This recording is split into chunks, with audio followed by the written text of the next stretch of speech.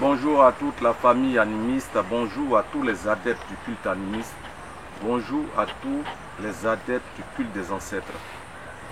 Cette vidéo, c'est pour ceux qui ont demandé comment est-ce que je peux honorer mes ancêtres, comment est-ce que je peux pratiquer le culte animiste, comment est-ce que je peux vénérer mes ancêtres. Dans la vénération du culte animiste, il y a plusieurs étapes. Quand on est chez soi, surtout je parle pour ceux qui sont en ville ou bien à l'étranger, parce que c'est pour ceux-là que c'est un peu plus compliqué. Vous pouvez vous constituer un petit hôtel.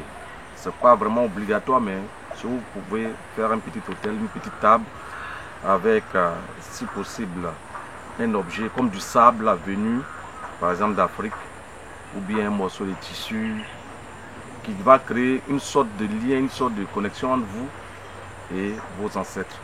C'est vrai que la connexion elle est spirituelle, mais elle doit être aussi physique. C'est plus efficace. Mais s'il n'y en a pas, on peut pour le moment faire avec les moyens de bord. On trouve un petit endroit dans son salon, dans sa chambre. Si on a des photos de l'un des ancêtres, c'est bon. Si on n'en a pas, tout ça c'est des liens concrets. Mais ce qui est important, et là on va passer à la deuxième étape, c'est vraiment de se concentrer. La concentration pour recevoir quand même les signaux qui pourraient émaner de cette méditation, de cette vénération. On n'a pas à avoir peur du culte des ancêtres, on n'a pas à avoir peur. Ce sont nos propres ancêtres, c'est grâce à eux que nous sommes là. C'est eux qui nous ont mis au monde. Donc ils ne peuvent en aucun cas nous faire du mal. Ce sont des idées reçues qui ont été divulguées par les envahisseurs, par les religions impérialistes, les religions expansionnistes, dont le seul but était de voir disparaître les cultes animistes. Donc quand on est bien concentré, qu'on est prêt à recevoir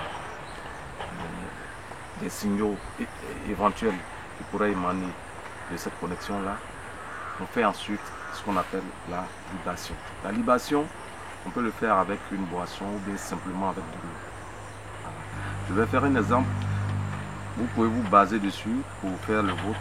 Il n'y a pas, je veux dire, de langage universel pour invoquer ses ancêtres. Là où tu te seras à l'aise, si c'est dans ta langue maternelle, pour ceux qui le comprennent. Pour ceux qui ne le comprennent pas, si vous faites dans la langue que vous comprenez, comme on l'a dit, c'est vrai, c'est spirituel, c'est physique aussi. Voici l'exemple que je vais vous donner. Voilà. Je te loue et je te remercie, ô Éternel.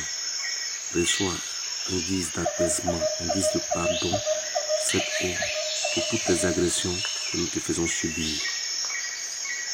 Je vous loue, vous mes ancêtres, qui vous êtes battus pour moi. Vous qui m'avez légué cette terre, vous qui avez pris soin de notre lignée, vous qui nous avez protégés en tout temps. Je vous loue et je vous rends grâce. Je vous remercie d'avoir pris soin de moi. Je vous remercie parce que vous êtes battus, vous avez lutté, vous avez vécu, vous êtes mort pour que moi je sois là aujourd'hui pour mener ce combat. Oui, acceptez cette calebasse d'eau comme offrande, qu'elle vous apaise et vous rafraîchisse. Je vous invoque aujourd'hui parce que j'ai besoin de votre présence dans ma vie. Je vous invoque aujourd'hui parce que je sais que je peux compter sur vous. Vous êtes avec moi depuis le commencement. Vous vous êtes toujours soucié de moi. Et moi, aujourd'hui, je vais faire corps avec vous. Je demande votre présence chaque jour dans ma vie. Je demande que vous éclairiez mes pas. Que vous me guidiez dans tout ce que je fais. J'ai besoin de votre présence dans ma vie. J'ai besoin que vous m'éclairiez et que vous guidiez mes pas. Que vous me donnez la sagesse de pouvoir accomplir toutes les tâches qui me seront confiées.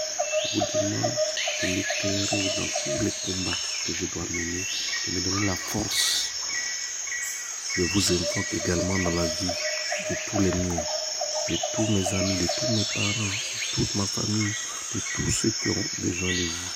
Manifestez-vous dans notre vie, car le combat est ardu. Nous avons besoin de vous à nos côtés. Nous avons besoin que vous nous inspiriez, que vous nous donniez la sagesse et le courage de pouvoir relever tous les défis qui ne cessent de se présenter à nous. Nous voulons libérer nos frères de l'esclavage mental. Nous voulons combattre pour que nos frères se réveillent enfin. Nous voulons retrouver votre grandeur d'attente dans notre vie de tous les jours. Nous avons besoin de vous pour subvenir à nos besoins quotidiens. Nous avons besoin de vous pour le combat qui s'annonce. Maintenant qu'on a fini la troisième étape, on se met maintenant à méditer. On se met à méditer. On se rappelle de nos ancêtres, de ceux même qu'on ne connaît pas. Mais on peut se renseigner. Comme je l'ai dit, il y a des gens qui me disent souvent, je ne connais pas mes ancêtres, je ne suis jamais allé au village, je fais comment. Que ce soit du côté maternel ou paternel, on a toujours des ancêtres que le village connaît, ou bien on a un oncle qui connaît ce dernier-là. Il faut s'approcher des gens et leur demander. Voilà, il faut demander. Et c'est votre ADN, forcément, quand vous allez invoquer, vous allez voir, vous serez éclairé. Moi, j'ai fait mon expérience personnelle que je partage. Voilà. Si vous n'évoquez pas vos ancêtres, vous n'allez pas aller en enfer, vous n'allez pas aller brûler quelque part. Voilà, c'est votre vie. Mais il est conseillé d'être rattaché à ses racines pour savoir là où on va, pour être solidement fixé sur cette terre. Mais si vous ne vous référez pas aux ancêtres comme le font tous les autres, les Européens, les Japonais, vous êtes comme une coquille vide, quelqu'un qui peut être renversé au monde coup de vent. Voilà. Donc, le plus important quand on entreprend un combat, c'est d'invoquer les ancêtres. Vous verrez les Occidentaux, ils ont partout des rues et des édifices qui rappellent leurs ancêtres. C'est en Afrique seule qu'on nous demande de bafouer nos ancêtres. Ils savent pourquoi ils venaient à leurs ancêtres. Et je pense que nous devons faire tout de même. Aujourd'hui, c'est vrai, nous avons été coupés, mais il n'est pas tard pour revenir en arrière. Le combat que nous sommes en train de mener actuellement, c'est pour amener tout un chacun à pouvoir retourner aux sources. C'est pour amener l'Afrique à se réveiller. Car l'Afrique ne pourra jamais se réveiller si elle est coupée de ses racines. L'ennemi le savait, l'oppresseur le savait, c'est pour ça qu'ils ont fait un combat pour que nous puissions oublier nos ancêtres. Mais